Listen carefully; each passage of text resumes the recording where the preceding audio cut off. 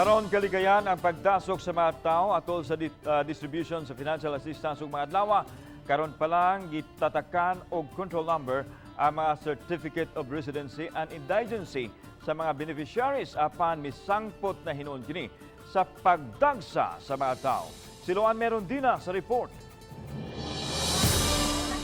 Bisan sa naglagiting nga kainit sa adlaw, miantos sa paglinya kini mga taga-barangay Buaya nga nabiktima sa bagyong Odette sa Barangay Mayor's Office. Ang uban, may dalang payong busa, nagsikit-sikit na aron makapalandong ilabi na kay ang linya nahimutang daplin man sa karsada.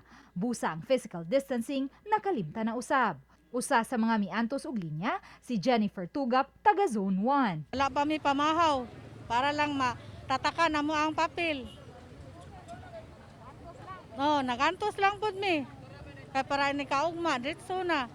Kay lagi init kaayo og taas ang linya. Siya na lang usab ang mibitbit sa Certificate of Residency and Indigency sa iyang inahan ug silingan. Apan gikatahong dili motugot ni ini ang taga BMO. Ibalik na po ni nako sa giya. Na akong mama nang po akong paarion sa iya ha.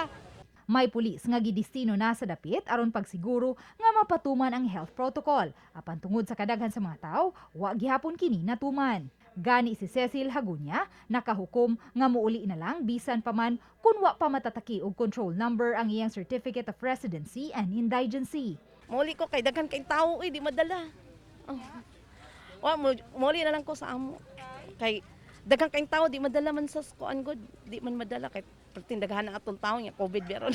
Matod ni Junard Abalos, OIC sa CSWD Lapu-Lapu City, nga gisiguro nilang makuha daan ang mga control numbers sa mga beneficiaries aron mas hapsay ang distribution sa financial assistance ug mga adlaw. Ang ato lang kato katuyuan na niya luan is para lagi na siya pag shortcut sa process ugma nga di kita matanggong na sa verification.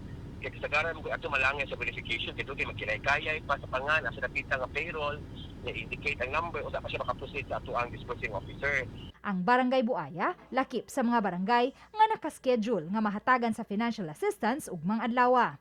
Uban ni Marlon Melgazo, Luan Merondina, Balitang Bisdak.